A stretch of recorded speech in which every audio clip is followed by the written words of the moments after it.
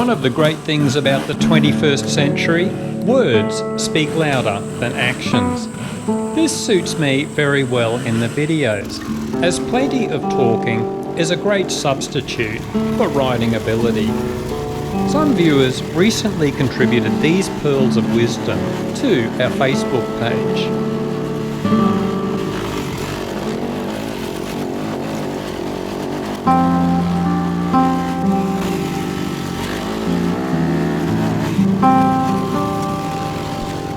For a long time, big corporations like sports shoes manufacturers have come up with meaningless, inspirational slogans.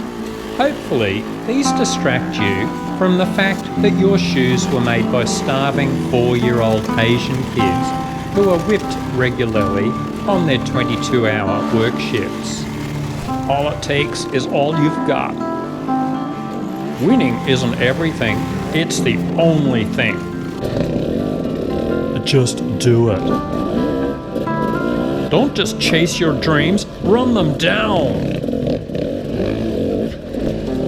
Go big or go home.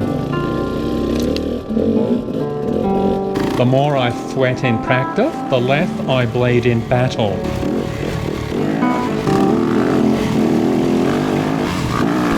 So I am embarking on a quest to become an enduro guru, with statements like, life is short, ride hard.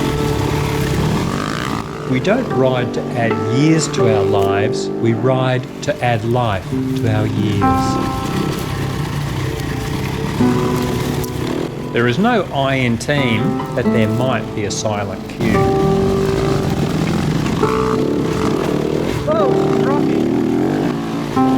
And I want to ask the big questions, like if a dirt rider falls in the forest, does anyone hear? And of course, that's an easy one. If in a vacuum, then there's no medium to propagate suitable waves for detection by your ears. But otherwise, if it happens in air, of course you'll bloody hear it, if you are close enough. And why do bad things happen, like front-end washouts, seized top ends, and KTM two-stroke starter motors? What is the sound of one hand clapping? What is the sound of a one-stroke engine firing?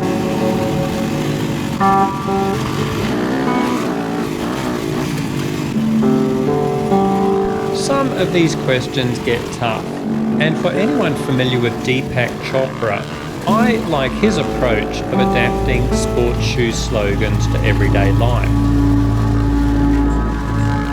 We believe, we ride, we are reborn. To ride better is to grasp the oneness of the nothingness, to achieve balance between the physical and spiritual parameters of both our riding abilities and existential angst.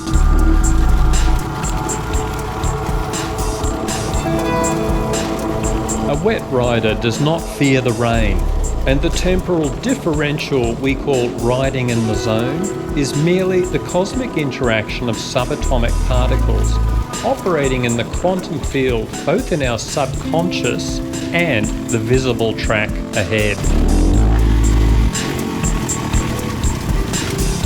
This quantum leap represents a fundamental universal constant pursuant to our perceived riding skill that we can only speculate upon in the macro scale of waveform frequencies.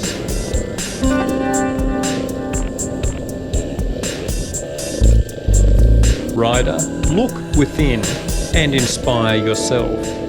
It can be difficult to know where to begin.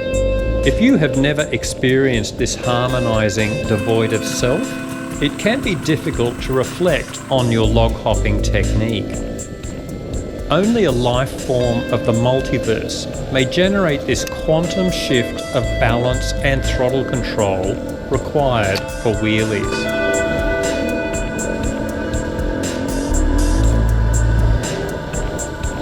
Turbulence is born in the gap where potential has been excluded in your pivot turn.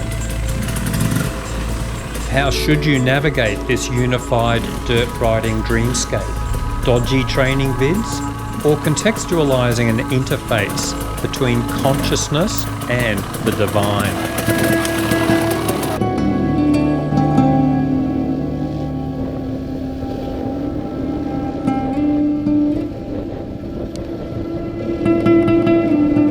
Out of interest, there was a fascinating study done by Gordon Pennycook, a cognitive psychologist, published in the journal Judgment and Decision Making. The study concluded that there is a lot of bullshit in our culture, and that learning how to recognise and reject this bullshit is extremely useful, as we can then also detect when we are full of it too.